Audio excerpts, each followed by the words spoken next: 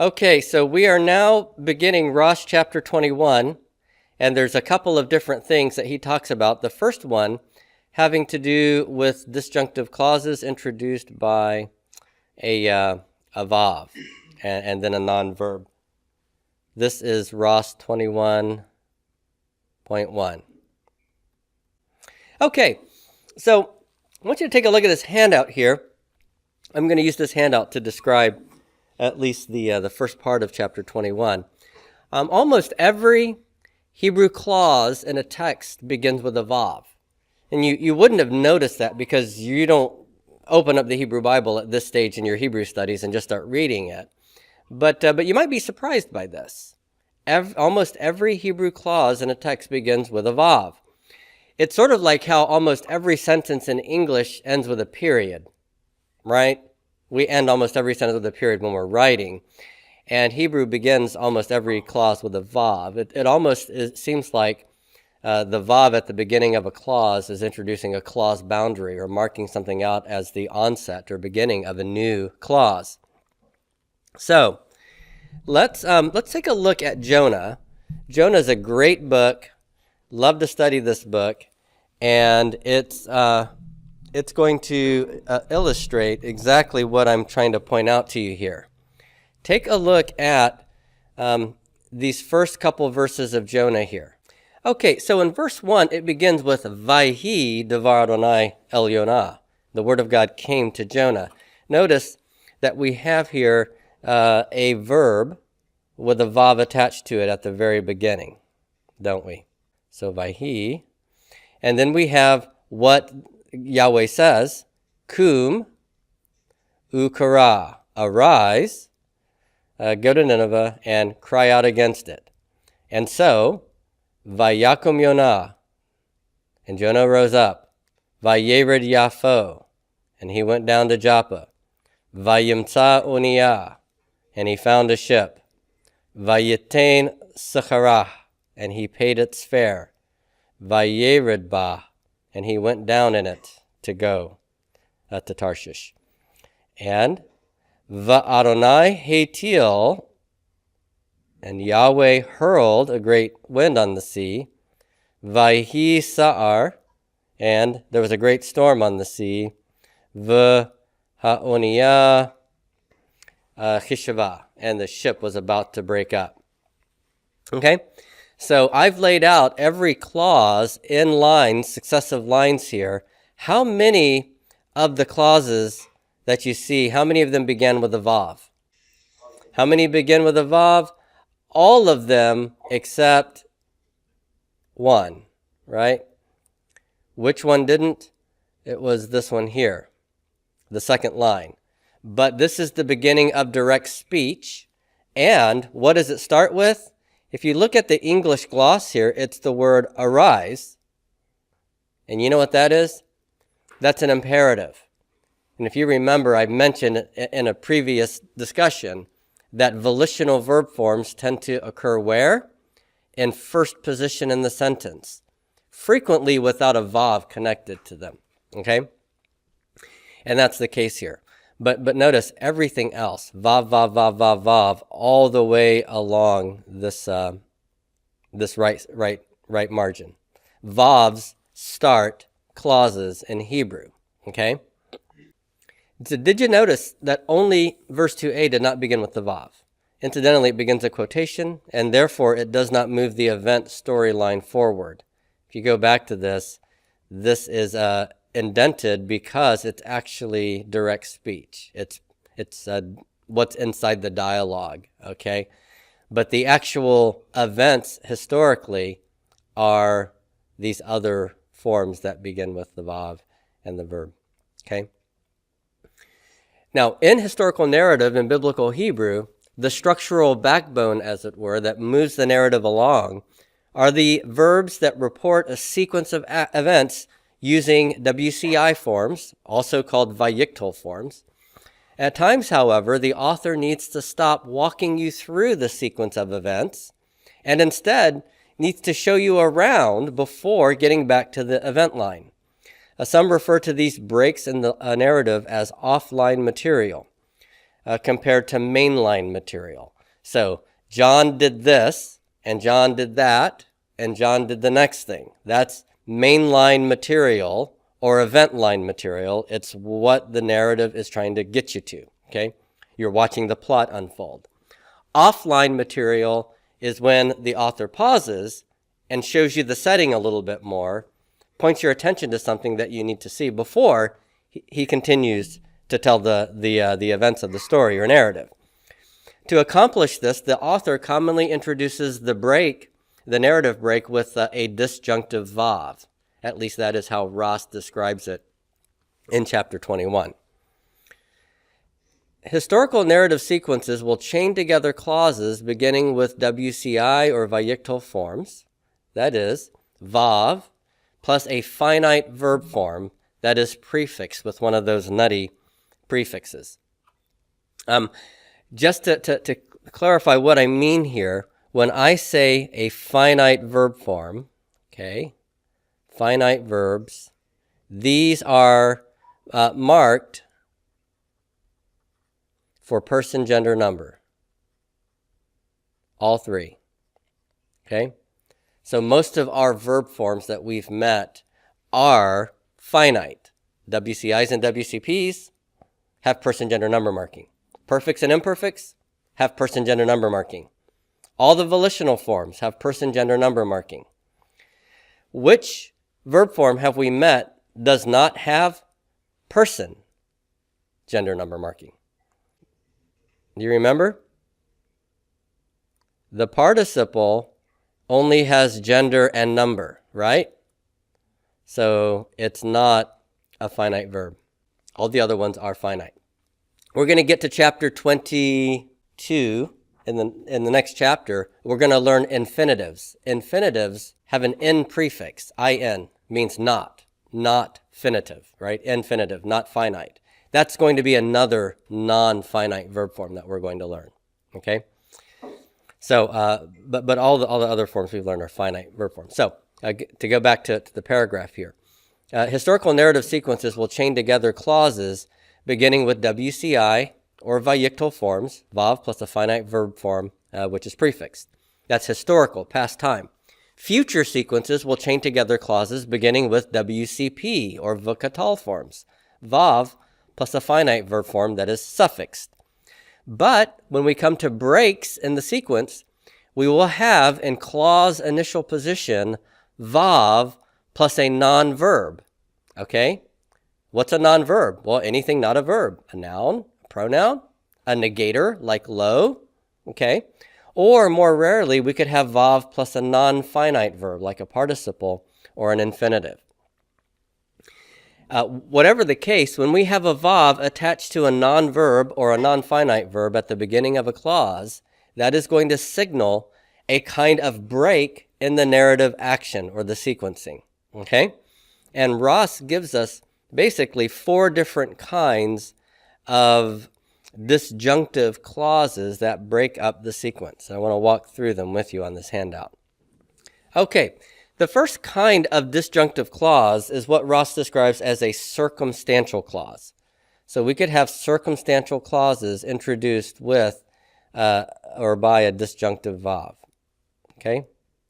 So circumstantial clauses introduced by disjunctive vav. So what is a circumstantial clause? A circumstantial clause is a clause that is basically indicating what the circumstances are around which the main verb happens, okay? So the main verb is the main verb. It's the point of the sentence. But a clause that's disjunctive and circumstantial is saying, look, when the main verb happens, here's the circumstances within which it occurred. Now let me give you an example here from Genesis 18:1. We have, first, there's 2 clauses here, and the first clause is Vayera Elav Adonai, and Yahweh appeared to him. So here's my verb, Vayera. That is actually a WCI form because this is part of the main event line narrative. Okay, so WCI here. Yahweh appeared to him, but Elane Mamre, at the oaks of Mamre. And then I have a second clause that begins with a vav as well. But now look at what the vav is attached to. In the first one, it's attached to a verb form, okay? In the second one, the vav is not attached to a verb, it's attached to the word who. Now, what is who? Who is a pronoun, right? So this is vav plus a pronoun. So that's a non-verb, vav plus a non-verb. Now look at what I have following the pronoun. It is a participle. And he, yoshev, that's the participle for sitting, okay? And he sitting, meaning he was sitting, Petach ohel, at the door of the tent, kahom hayom, in the heat of the day. Now, if we read this together quickly, we'd have event, and Yahweh appeared to him, and he sat, really, and he was sitting, okay? Here's the question. There's two verbal ideas in these two clauses, appearing and sitting. Yahweh appeared. Let me ask you a question. Is the sentence saying that Abraham sat after Yahweh appeared? Is that the sequence of events? No. It's not that Yahweh appeared to him and then he sat at the door. Rather, he was already sitting at the door when Yahweh appeared to him, right? So what the second disjunctive circumstantial clause is doing is it's giving you the circumstances within which the first main event clause occurred. And Yahweh appeared to him. And what were the circumstances of that? He was sitting at the door of the tent when that happened. Okay? So that is a circumstantial clause. And it will be introduced with a disjunctive vav, a vav attached to a non-verb, in this case attached to a pronoun. Now let's take a look. Oh, go ahead. Could you translate as he was sitting? Yes. So what this is giving us is circumstances that have to do with more of a temporal idea. And so you would translate it as, and Yahweh appeared to him as he was sitting, or Yahweh appeared to him while he was sitting at the door of the tent. Okay? Now, notice that the word as or while are not present in the actual circumstantial clause. All you have is a disjunctive vav, okay? And what that means is the precise semantic relationship between the circumstantial clause and the main event storyline clause, that is going to be left to the context, okay? And there are actually several different sorts of circumstantial clauses that are possible for us. What are some of the circumstantial possibilities? Well, as we mentioned, temporal could be one. And then you're going to translate your circumstantial clause as while, when, or as something happened. But the circumstance could also be concessive. Although or even though something was happening. It could be causal. The main event verb happened because some other thing was happening. Or manner, like by doing something. So let me give you an example of two of these, concessive and causal circumstances. In this first example, my sentence is, I could smell his BO and I was sleeping. Now, think about how those two sentences hang together. I have a conjunction and I have another verb. The two verbs are smelling and sleeping. So is this sequence of clauses saying that I smelled his BO and then I slept? If it was the sleep of death. Yeah, it could have been the sleep of death, huh? Now, the idea here is that these are not sequential actions. Rather, the main action is I smelled his BO, and the circumstance is indicated by the circumstantial clause. Here, it's a concessive notion. I could smell his BO and I was sleeping. Really, it's saying something like, I could smell his BO even though I was sleeping. When I have a concessive idea, what I'm saying is that the main event line action happened in spite of the fact that the circumstance should have led me to think otherwise. If I'm asleep, I can't smell anything, can I? So if I say, I could smell his BO and I was sleeping. What I'm saying is I could smell his BO even though I was sleeping. I shouldn't have been able to do it, but it was so bad that even a sleeping person would be, awakened by it. That does remind me of a story with my mother and father-in-law. If I can immortalize this for the ages, I'll tell this story. My mother and father-in-law used to come and visit us from Los Angeles back when we lived in San Diego. And so they would drive down to San Diego, hang out with us, and then they would drive home. And in order to get home, they had to drive up I-15 through a little town called Norco. Norco, I guess, stands for North County. It's in Riverside County. And in Norco, they're distinguished by the fact that there's huge cattle farming along that stretch of interstate. And so you end up smelling some of the most awful smells because you have hundreds, yea, verily, yea, thousands of cattle just dropping their waste and urine everywhere. And you've hit Norco when you can smell Norco, okay? And my father-in-law was driving. My mother-in-law was asleep. It was late at night. And I think it was one of the first times they took this trip and were driving through Norco. The smell was so bad that my father-in-law woke up his wife just so she could smell it. And she was so perturbed at him. She would have preferred to have slept through that. And instead he woke her up for it. So that's the double whammy, right? It's one thing to wake your spouse up when she's sleeping nicely. It's another thing to wake her up so she can smell something awful. Anyhow, I could smell his BO and I was sleeping is concessive. I could smell his BO even though I was sleeping. Now, look at the second one.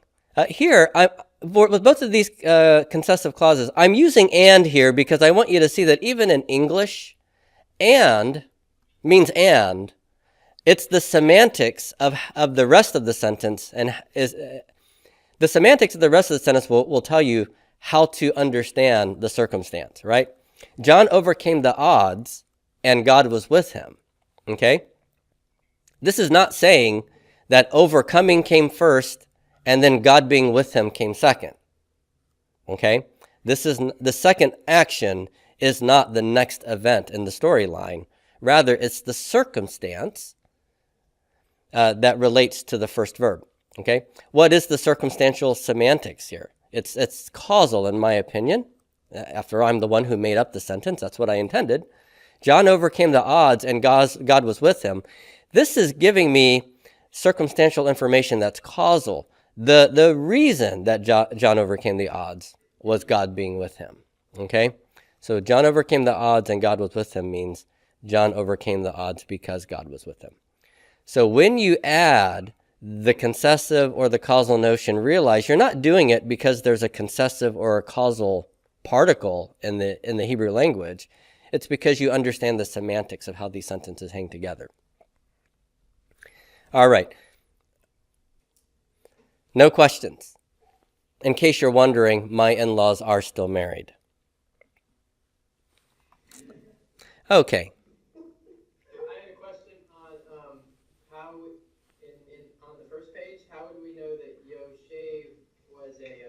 Participle instead of a imperfect?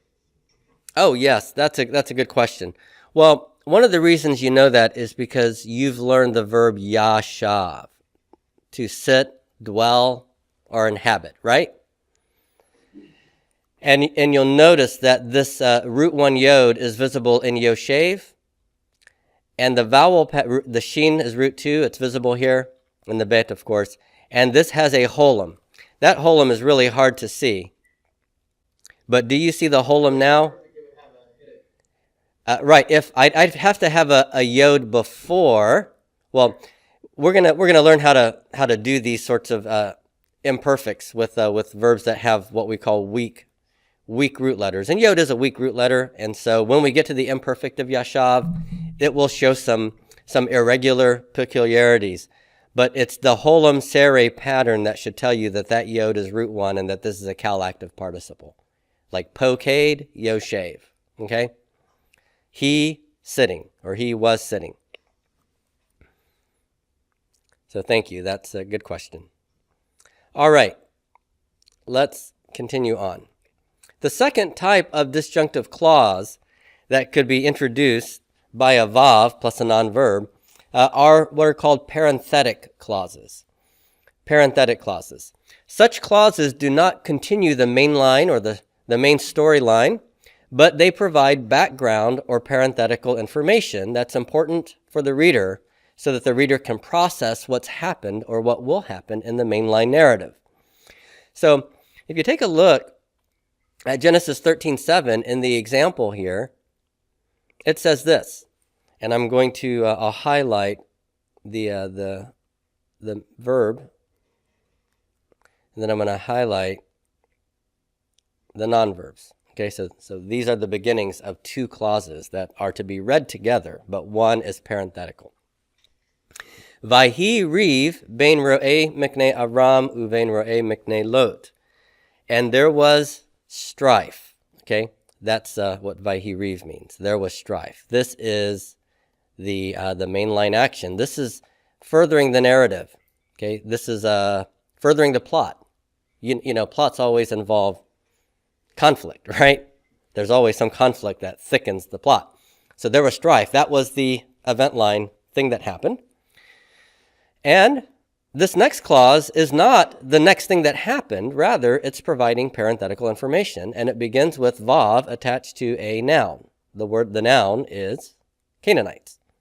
Okay? And the Canaanites and the Perizzites, v'ha-Kanaani v'ha-Perizi, az yoshev ba'aretz. And the Canaanites and the Perizzites were then dwelling in the land. Now, important point here. The first clause is the event. There was strife. The second clause is not telling you the next event that happened, because the Canaanites and Perizzites did not come and dwell after Abraham and Lot had strife with one another, right? When Abraham and Lot moved there, there are already Canaanites and Perizzites living in the land. So they don't show up afterwards. And so what this second clause is doing with its disjunctive vav attached to these non-verbs, these nouns, Canaanites and Perizzites, is it's giving you parenthetical information. I'm going to put them in parentheses, the clause in parentheses so that you can see that, all right? There was strife, and by the way, the Canaanites and Perizzites were living in the land at the time. He wants to stop the narration to give you this bit of information so that you can understand why the narrative is going to unfold the way it does.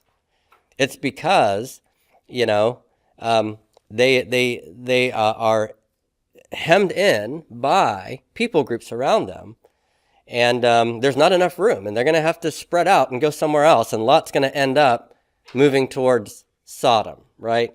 And there are Sodomites and Gomorrahites in the land. But this is just parenthetical information to help you process what's going on. Let me give you another example of a disjunctive vav that introduces parenthetical information. In 1 Kings 17, verse 10, we have the narrative of the prophet going to Zarephath to engage in his prophetic ministry. He's left the boundaries of Israel. And it's interesting, just the whole narrative. We won't take the time to unpack that. But I just want you to see here that this string of clauses, for the most part, begin with WCI or Vayiktal forms. And here they all are. And he arose, and he went to Zarephath, and he came to the gate of the city. I'm going to skip this clause that's not highlighted. And he called to her, this woman he meets, and he said, all of those are main storyline, event line, narrative actions. He arose, he went, he came, he called, he said. Okay?